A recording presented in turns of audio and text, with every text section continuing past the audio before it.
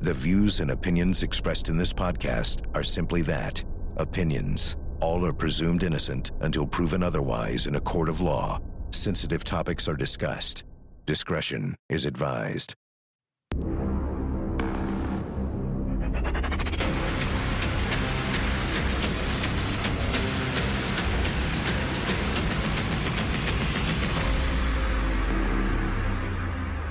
I'm Vinnie Politan. The subject of my investigation, the disappearance of 9-year-old Melodee Buzzard, a girl who went on a road trip with mom, but never came home. Here's the story. 9-year-old Melodee Buzzard vanished without a trace after leaving California with her mother, Ashlee.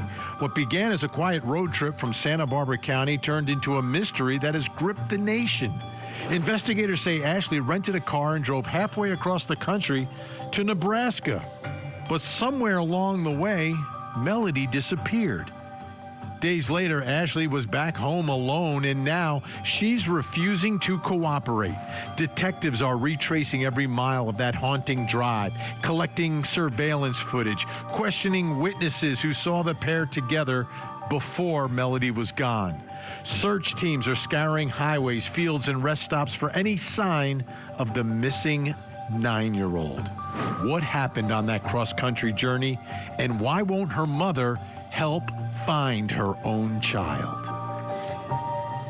And when they took that cross-country trip, Ashlee Buzzard rented a car. It wasn't her personal vehicle, it was a rental.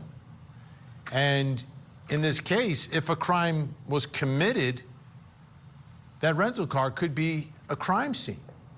Let's bring in Court TV field reporter Cody Thomas, looking into the story for us. Cody, what do we know about that rental car? Well, Vinny, of course, we know it was a white 2024 Chevy Malibu rented on October 7th before embarking on that multi-state road trip. But Vinny, let's take a look right here, this video right here. This is video of Ashlee and Melodee at the rental agency the day they rented the car. You see Ashlee there on the right and Melodee there on the left. Now, in this video, investigators believe that both Ashlee and Melodee were wearing disguises, specifically wigs. And Melodee's sitting there looking darker under that hood. But, Vinny, what we have new tonight, new images of the actual car Ashlee Buzzard was driving on this trip. You see the white Chevy Malibu right there. These are new images that we're presenting to our viewers tonight. Now, when they rented that car on October 7th, when they left in that car, it had a California license plate on it.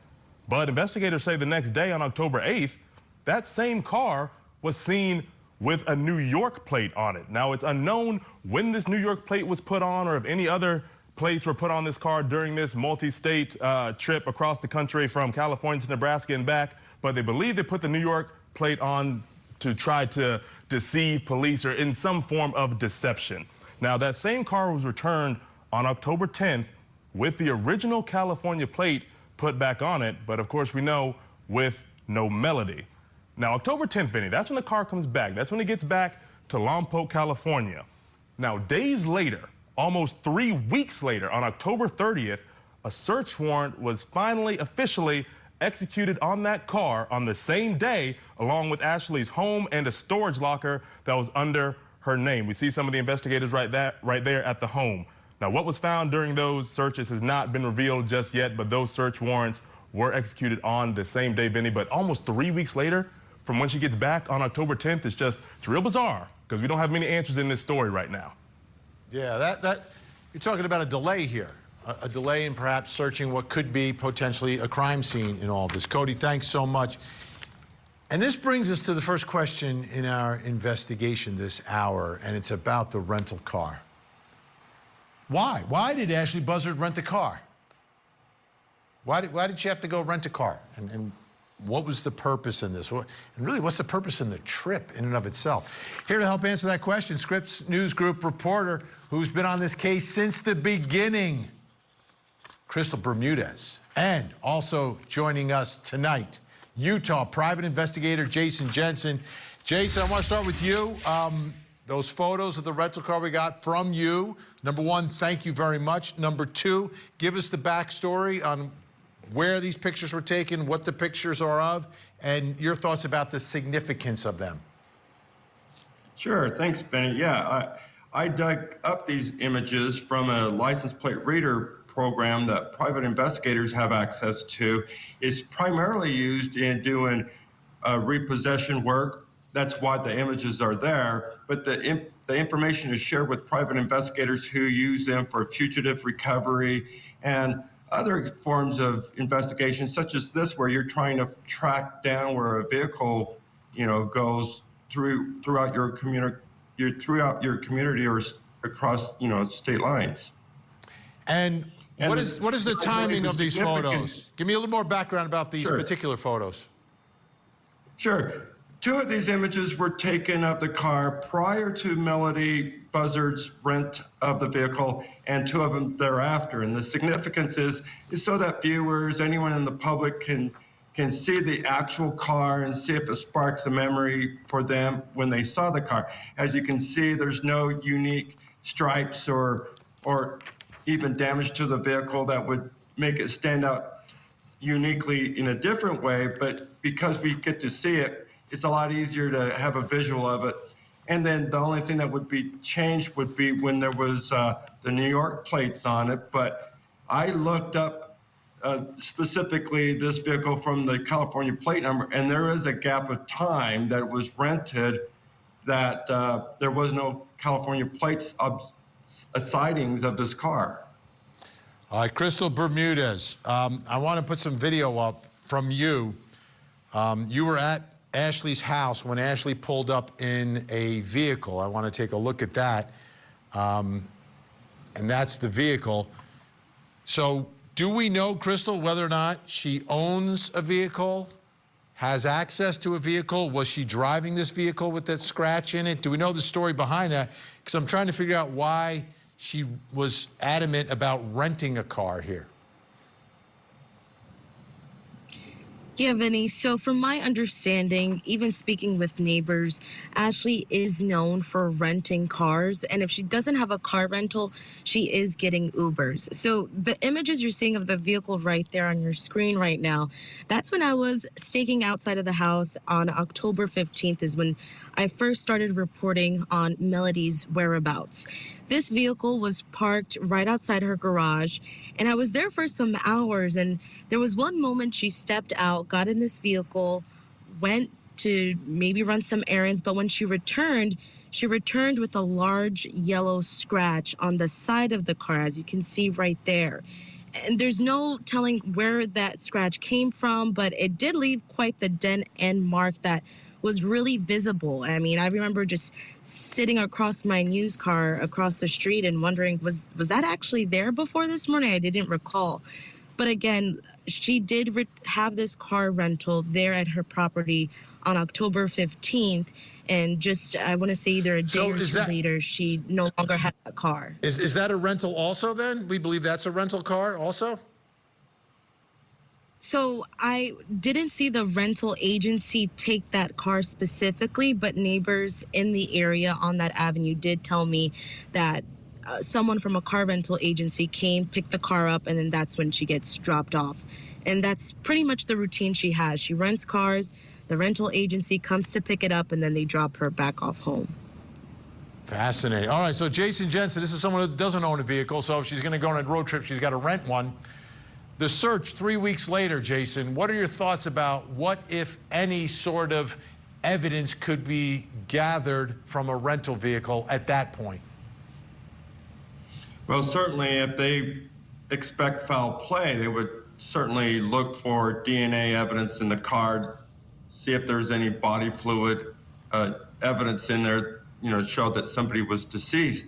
But more significantly, I would be interested in searching the undercarriage for soil samples to get an idea where this vehicle may have traveled to, if it was off the beaten path somewhere, to get an idea where, geographically to look for Melodee at. And Jason, we know she passed through, not your literal backyard, but your backyard in Utah, southern Utah, northern Arizona, that area up through Colorado. From your perspective, do you think they'll be able to tell if, in fact, she's going off-road somewhere? Or different insects or vegetation from those areas, even though they're relatively close to each other? Typically, you can. I mean, we know for a fact that there's white dunes, there's red soil in the Moab region, and gray if you go up north past Green River. So you can get a good idea where a car may have gone off the beaten path in my neck of the woods.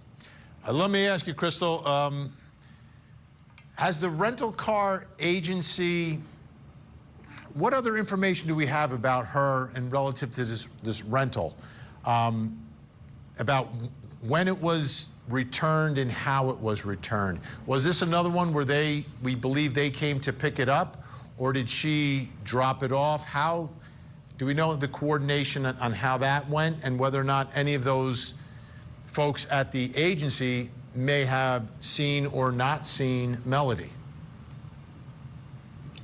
And just to be clear, this is about the white Chevy Malibu? Yes, absolutely. Yes. So I did ask, I reached out to the local car rental agency in the area just to see if they could provide any additional details or things that they noticed when that car was returned. Unfortunately, they were unable to provide a comment as this was an ongoing investigation. But I also went as far as asking investigators on the case as well if they could even give us the timeline of when the car made it back to that, made it back on the return trip, but specifically returned back to the car rental agency. Unfortunately, they were unable to also provide that detail as well. That came to mind for me. I thought it was very soon to see another car rental parked outside of her garage just some days after this trip just had just occurred. And Jason Jensen, that's sort of the theme here, is that very few details from investigators. Some cryptic details, like when she's spotted and the timeline of it. If there's an active search for a 9-year-old girl, it just seems it would be more helpful if the public could be kind of steered in a direction. Hey, in this city at this time, did anyone see something? But that's not happening here. Oh, exactly. And that's why I dug deep to get visuals of this vehicle to help the public get involved, because to me, I felt like it was slow getting information out for public, awareness and for the public at large to help, because the information isn't coming in. Time is of the essence when it's a missing person, especially when it's a child involved. Let me ask you, Jason, in your search from the license plate readers, would there be instances where there are images that exist from those same types of cameras that you're searching for of when Melodee and Ashlee, or just Ashlee, is in the car? And if so, did you come across any of those images? Nothing during the time window at issue here. There was the week before and the week after. And I believe it had to do with the fact that when she took her route to Nebraska, she went off the beaten path anyway. She took the scenic byway rather than remained on I-15 and I-70 when she was crossing over. She went through Panguitch and up through Junction, which is, a slower route to travel. All right, Jason Jensen, we appreciate your help tonight. Crystal's going to stay with us. Coming up next, how important is Tyler Brewer in this investigation? Granted a not guilty plea. She refutes the allegations that have been brought against her. The Court TV podcast will return. Ashlee, can you tell us where Melodee is? Ashlee, is Melodee okay? Do you have any comment? Melodee. Is she in Utah?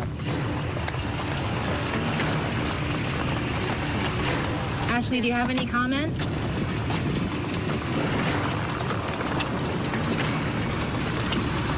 Can you tell us where Melodee is?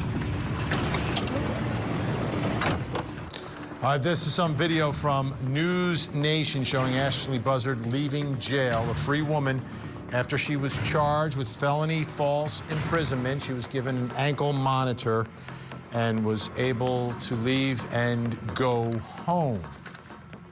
Let's check back in with Core TV field reporter Cody Thomas for more on this part of the story.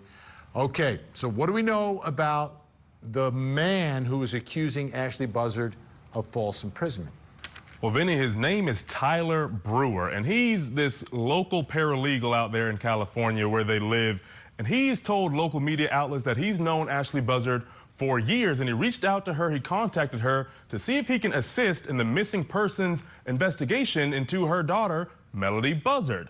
Now, Brewer says on November 6th, he was visiting Ashlee at her home, and then something happened, and Ashlee wouldn't let him leave. He was held against his will, and we now know, again, that she was arrested and charged with false imprisonment the next day. But Brewer put out a statement on social media related to what happened, and he said, quote, "When Melodee was reported missing, I contacted Ashlee Buzzard solely to offer assistance in locating a missing child. I am a legal document assistant, process server, mandated reporter, and perceived officer of the court. In that capacity, I immediately reported all concerning communication and inconsistencies directly to law enforcement. On November 6th, during an interaction at her residence, the situation escalated. Miss Buzzard became visibly distressed after sharing information she appeared to regret disclosing. A box cutter was produced, and despite multiple requests to be allowed to exit the home, I was not immediately permitted to leave. The door was secured by several locks, which delayed my ability to exit. This incident was reported to law enforcement." And Vinny, something else to note about Tyler Brewer, he also alleges that Ashlee disclosed to him where she dropped Melodee off on that return trip back to Lompoc, California. Now, no confirmation on that as of now, but we do know, of course, that Ashlee has pleaded not guilty to those felony false imprisonment charges, and again, she is currently out on bail under supervision. Thanks, Cody. What a twist in all this, right? And that brings us to the next question in our investigation. And it's about Tyler. How important is Tyler Brewer in this investigation into finding out where Melodee is and what's happening here with Ashlee? Still here, helping us with our investigation, Scripps News Group reporter Crystal Bermudez, and joining us, private investigator Lauren Vellucci. Lauren, your thoughts. How important is this man, Tyler Brewer, to finding out what happened here? Vinny, I would be shocked, honestly, if she were to have told him some kind of pertinent information that the law enforcement didn't have already.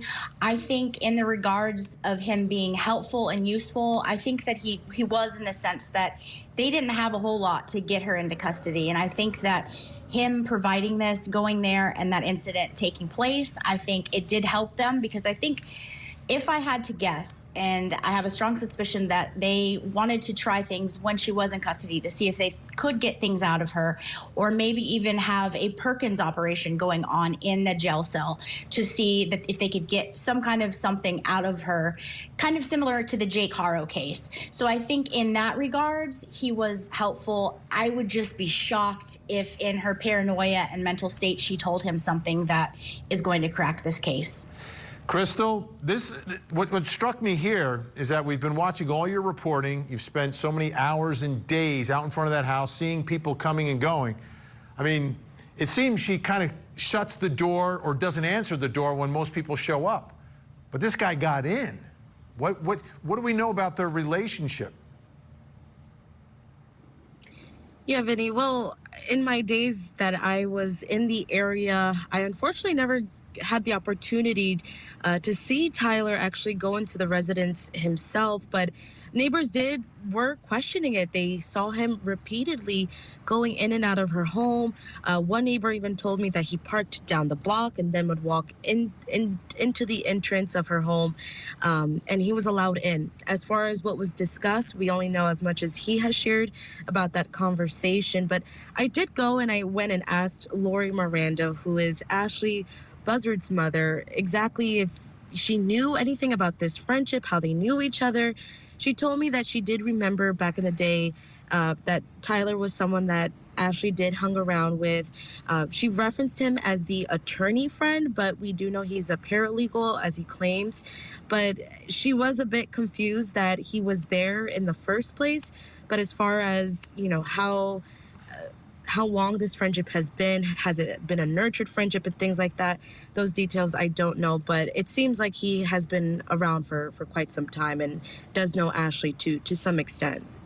Yeah, Lauren, this is the only person who seems to get past that front door and at least have some sort of interaction.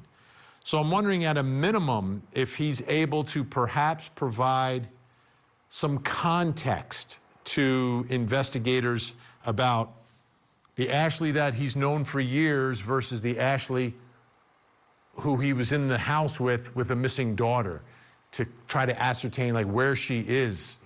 To me, that might be significant. Sure, because he's obviously known her for years, so he would have insight into her personality, her ways of speaking and doing things, and even the mother that she was. So absolutely, they can ascertain certain things, I think, from him, and to what her state is now, which would give them insight into possibly how to go about things with her. Crystal, has anyone else been able to get past that front door that we know? Other than delivery people, there are some people that said like Walmart made deliveries and things like that. So she is a little attentive to those packages that do come through her door. Sometimes they do sit out there for some hours, but from my understanding, anyone else that has gone inside, not really to my knowledge. We've even seen CPS try to make contact, other law enforcement agencies trying to make contact, and there were times I've witnessed her not acknowledge or open the door when they made those home visits. Unbelievable. But if she doesn't have a car, I guess everything's got to be delivered, whether it's food or anything else, unless people are helping you out. All right, Lauren Vellucci, thank you so much. Great to see you. Crystal's going to stick around. Still to come, why is law enforcement convinced Melodee didn't return home? Now, back to the Court TV podcast.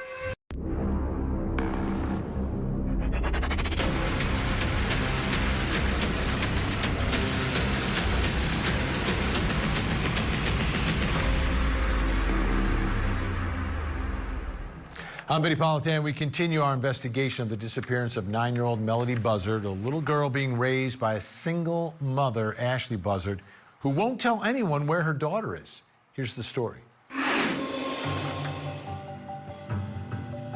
From California to the plains of Nebraska, the disappearance of 9-year-old Melodee Buzzard has become a race against time. Her mother, Ashlee, was supposed to bring her daughter home safely, but now she's at the center of a baffling mystery. Authorities say Ashlee rented a car, drove east, and returned alone. When investigators pressed her for answers, she grew evasive, declining interviews, dodging questions, and offering no explanation for her daughter's vanishing. The silence has only deepened suspicion. Detectives are following digital trails, vehicle logs, and tips pouring in from across state lines. Meanwhile, communities from California to Nebraska pray for answers and cling to hope. Did something happen on the road, or is Ashlee hiding the truth about what really happened to her daughter, Melodee? This road trip makes the investigation and the search for Melodee so much more difficult because of all the miles and all the potential places that Ashlee could have gone and where Melodee could be. Let's bring back in Court TV field reporter Cody Thomas. Cody, what do we know about the route that Ashlee took when she rented the white Malibu? Well, Vinnie, we know now that investigators have singled in on this 24-hour window where they say Melodee was last seen, where they believe Melodee was last seen, and it focuses in near the Colorado-Utah border. And we have video, you see them there, that's them renting the car on October 7th before they embarked on this trip. But Vinnie, we also have a map showing the possible return trip from Colorado back to Lompoc, California. Now, we've pointed out a starting point of Grand Junction, Colorado, although investigators haven't said exactly that this is where Melodee was spotted or wherever she was spotted even. It's believed that Ashlee drove west on I-70, but she may have diverted south at one point on Route 89, going through some small towns, including Junction, Utah, not to be confused with Grand Junction, Colorado. Now, she then may have gotten back onto I-70 and continued on, going through St. George, Utah, going through Las Vegas, Nevada, and then on into California. Now, Vinnie, according to Google Maps, that's 917 miles of driving. And also, according to Google Maps, it would take around 13 and a half hours to make that drive nonstop, which leaves open several questions. Did she have time to do something to Melodee, to do something harmful, and then, unfortunately dispose of her body? Also stop and get gas. Did she have time to stop and use the bathroom, get something to eat? These are answers that we're still searching for. But Vinnie, let's take a listen to the spokesperson for the Santa Barbara County Sheriff's Office talking about that return trip. So we're generally focusing on, it's a pretty direct route from Lompoc all the way out to Nebraska, but we are making a point to emphasize that on the return trip that she did take what appears to be a bit of a detour down into Kansas and then back up along the regular route to return home. We don't know where along that route Melodee was or is, and that's really our area of focus. And again, Vinnie, we now know that the Nebraska area is no longer the focus. It's focused on that Colorado-Utah border. But Vinnie, the truth is, at this point in time, Melodee could still virtually be anywhere. Absolutely. That's the mystery here. And there's some cryptic information coming from law enforcement, which is interesting. But they are convinced of one thing, and that brings us to the next question in our investigation. Why is law enforcement convinced that Melodee didn't return home? Right? They're saying that Ashlee came home without Melodee. How do they know that? And based upon what? What is the information that they're using to come to that conclusion? Here to help us work through all this is California licensed private investigator Bill Garcia. Bill has joined the search for Melodee Buzzard, and missing persons private investigator Steve Fisher. He's also search and rescue pilot and ground search technician. Thank you both for being here. Bill, what are your thoughts here about whether or not Melodee returned home, returned to California, and perhaps returned even to Lompoc? And why do you think law enforcement is convinced that she didn't? Well, obviously, we don't have the information that law enforcement has. There's a lot of digital tracking that was able to be done. And the most unusual part was the fact that Ashlee diverted off of an interstate, which would have added time and distance to the route. And the time factor for that distance just would not have allowed her to spend any amount of time along that route. But at the same time, the tracking unit on the vehicle should have been able to show travel time, stop time, extended stopping areas along that route, but we don't have that type of information. I'm hoping that the GPS unit that was in the vehicle would allow a continuous track of the vehicle. But again, we have to go with what we know and what's been disseminated by law enforcement. Steve, it seems that investigators have been very cryptic in what information they have divulged. But it's a case where there's a 9-year-old missing and they don't know where she is. And obviously, if you know certain places at certain times that they could have been, I would think you'd want the public to know that. You would sure think so. It doesn't even seem like local law enforcement in the areas even know. I don't, they did narrow it down to that, border area in Utah and Colorado. But I don't understand why they're not being more forthcoming. It's been a long time now. They need eyeballs out there, and they got to get information out. I mean, do they have any high-res imagery, of her near that border? Do they have any sense of, listen, they had to go through the Prim, Nevada agriculture border station. Even if they didn't stop them there's going to be high-res imagery where you can see in the vehicle from that station. You know, was she captured there? You know, was Melodee in the car? They got to get this out there so they can narrow down and get people out there actually, you know, looking and spreading the word and intensify in those specific areas. This is crazy, just holding the information so tight like this. Yeah, I get the feeling that the public isn't very well aware of this particular case, especially even in the areas where they may have traveled through, where people, you know, these are small towns. People are going to notice things, but they may not even know that they have important information. Bill, let me ask you, do you think there's any chance that Melodee could have returned to California, could have returned to Lompoc? I do believe that is possible. Whether she would be alive or not, that's the big question. That's a long trip for a young child to take. And I could see her getting antsy. I could see her sleeping on large portions of the trip, which would have caused her to not show up on a camera at a certain location. And as Steve was saying, there are cameras along good parts of that route, especially at that agriculture station as you enter into California. So you would think that the child would be seen. You know, she is not that tall, so it's a possibility that depending on the angle of the camera, that might have been difficult. If she was laying on the seat, then you wouldn't be able to see her. So I believe that there is a high probability that she may have made it back all the way to Ventura, and that's based on everything as a whole, as opposed to just seeing her at the Colorado-Utah border. Steve, what does your gut tell you about where the break will come in this case that will lead to the answer here? You know, I'm hoping, you know, personally, I do think that there's a chance that, a good chance that she's alive. And I think it's you know, this was the last thing that Ashlee had, and she wasn't going to lose her at any cost. And what I hope the break is that if somebody maybe also, you know, is having mental health issues and connected with Ashlee and they felt there was this conspiracy, maybe they have a moment of clarity if they're holding her and say, okay, I've got to give this up. I can't keep holding her. And I hope that kind of is the break. I don't think that Ashlee is going to have a moment of clarity. Bill, Ashlee's not speaking, but the whole neighborhood seems very concerned about this case. Have you learned anything from any of the neighbors?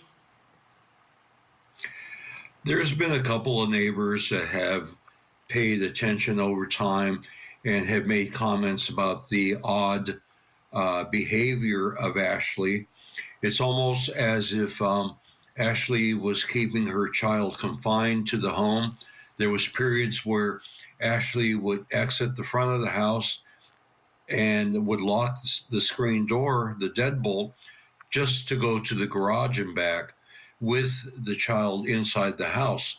So I believe that Ashlee, you know, this was only Ashlee's only family, or Melodee was the only family member that she had. She had pretty much gone away from the rest of the family, and the mental health issue is a question here. And there were some moments there after Ashlee returned where she showed some emotion, which has not been seen very often during this long surveillance period of her in the home. So it's a high probability that she would have brought her all the way home, but where is she? And is she okay? Big thanks, Bill Garcia, Steve Fisher. Great to have you on the show. We appreciate your help and your insight. Up next, why did Ashlee Buzzard cut off communication with her family? We love you. We're here for you. This is the Court TV podcast. Sheriff calls me. He says, I'm at your daughter's house in Orchid, and I was just getting ready to take your granddaughter Melodee with me to CPS because we're getting ready to take your daughter to the hospital. The house was in disarray. There were raw eggs in pans. There was rotten food in the fridge that I think she was trying to give my granddaughter. So there is some level of a history here of problems with Ashlee, and Melodee and Ashlee's ability to kind of keep things in order and do the appropriate things in raising Melodee. Let's bring back in Court TV field reporter Cody Thomas. Cody, what do we know about any sort of custody history in this case?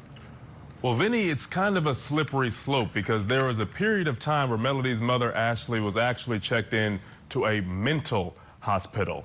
Now, Melodee's paternal grandmother spoke with Fox News talking about how Ashlee kept Melodee away from everyone. It says, quote, in an interview with Fox News Digital, Melodee's paternal grandmother, Lily Deans, said social services contacted her while Ashlee was in a mental hospital and asked if she would take in Melodee to avoid foster care.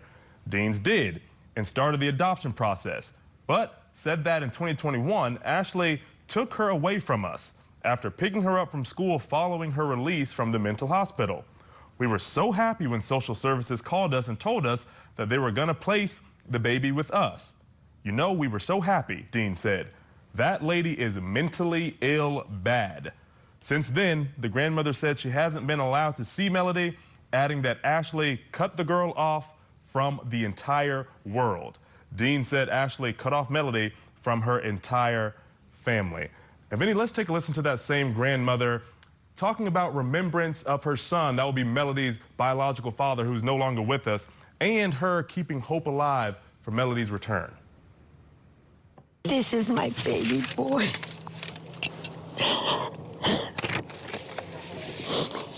And he's gone, and she was just a baby, but here, I took this picture at the hospital.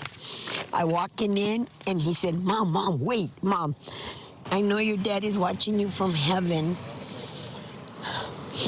I love you, baby. And Vinny, this is that photo that Melodee's grandmother was holding there during that emotional story. And Vinny, you know, with all of this going on, with all of Ashlee's lack of cooperation, the question still remains, where is this little girl? Yeah, it's puzzling, it's mysterious, but it's also sad and tragic all at the same time. Cody Thomas, thank you for your help tonight. Let's get to our final question in our investigation, which is, why did Ashlee Buzzard cut off communication with her family? Why would you do that? You're a single mom. A lot of times single moms want to reach out and get help, right? I've got to run here. Can you help out? Can you help out? Right? Here to help with our investigation, Scripps News Group reporter Crystal Bermudez, covering the story from the beginning. Also with a psychotherapist, CEO of Life Counseling Solutions, Dr. Janie Lacey. All right, Crystal, from your investigation, your reporting, what have you learned about why Ashlee was isolating, why she was cutting her family off? Yeah, Vinny, I just want to share this past last Thursday after her hearing, I met with her mother, Lori Miranda, and Lori shared with me a number of photos and videos from the year of 2018 up until 2023. And in those videos that she shared with me, she captured moments where Ashlee was playing with her daughter, both daughters, when she had both of them at the same time. So it was very strange to see that over a progression of years that she had this family behind her, you know, the support of her mom, her oldest daughter as well. And then suddenly it just ended up being her and Melodee, just them two, pretty much against the world at this point. As far as Lily Dennis, the paternal grandmother, when I spoke to her after court, she also recounted to me times when she used to help Ashlee financially. If she came by the house and needed money for whether it was car expenses or anything for the baby, that she was quick to give her any money and assist her in those instances, because that was ultimately at some point someone who her son was with, Rubiel Meza, and was the mother of his child. So she was always, from my understanding, always quick to help her financially in that regard too. So it's a big question as to why she decided to just cut everyone off. Yeah, if there's a grandchild involved, grandparents will help. Trust me, I know. Dr. Janie Lacey, why would someone isolate like this? Why would you do that? Why would you take this child away from grandparents and aunts and uncles and siblings and just take her away from the world? Well, you said it earlier, Vinnie. I mean, it's a tragedy, but we see this as a tragic pattern that we see often in families that deal with untreated severe mental illness. Like Ashlee's decision to cut off her family in 2021, to me, it wasn't made in a vacuum. It came at a critical moment when she was facing the potential loss of custody of her daughter. So what I would suggest is that when Ashlee was released from, I believe it was a psychiatric hospitalization, and she learned that her daughter's grandmother had begun that adoption proceedings, to me that triggered probably an extreme protective response. And potentially in her mind, due to the mental illness, she may have genuinely believed that she was perhaps rescuing her daughter or protecting her daughter. But from the outside, we can see this was actually isolating a vulnerable child from her support systems. So, Vinnie, when it comes to me, for the progression, deterioration that we're seeing, the grandmother described the troubling behaviors, as you just reported from the beginning, even the unusual eye contact, the sense that something was off. And then now we're here in 2025, we're seeing the increased paranoid, the elaborate behaviors, the wigs, the switch plates, the locked doors with multiple locks. Those aren't the actions of someone in touch with reality, Vinnie. That's what I would suggest. And how does the protection go? Like, I understand that, right? You grab your child, I'm going to protect her, no one's going to take her away. But then she goes on this crazy trip, comes back apparently without her, and is saying nothing about it. To me, those two things don't add up to me. That's where I would look at that we can't ignore Ashlee's own traumatic childhood, right? She experienced domestic violence, homelessness, instability, I believe. And, often parents who experience trauma as children, they develop hypervigilant, controlling behaviors with their own children. And that's what I mean when they're trying to prevent what happened to them potentially, but their methods can become harmful in themselves. So, isolation is often about control, but it's about can also be about fear, Vinnie, right? When someone cuts off their entire support system, grandparents, aunts, the extended family, what we'll see is they're often operating potentially from a place of deep paranoia or distrust. So the question becomes, like, what was she afraid of? And if that was the case from her mental illness, what was the fear grounded in reality, or was it grounded in delusion? Crystal, we have about 20 seconds left here.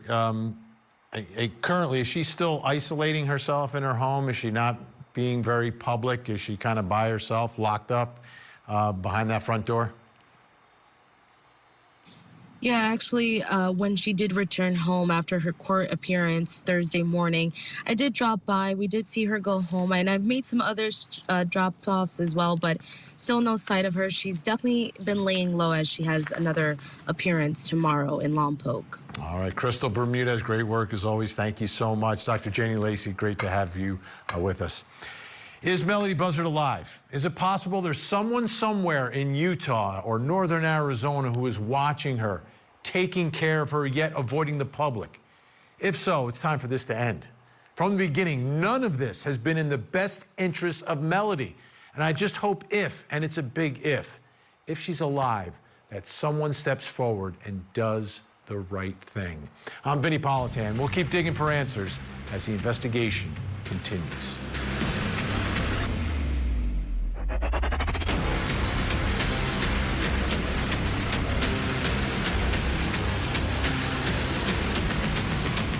There you have it. If you want to see more in-depth reporting on the latest true crime stories, you can see me every weeknight, 8 p.m. Eastern on Closing Arguments. Thank you so much for downloading. And as always, please don't forget to hug the kids.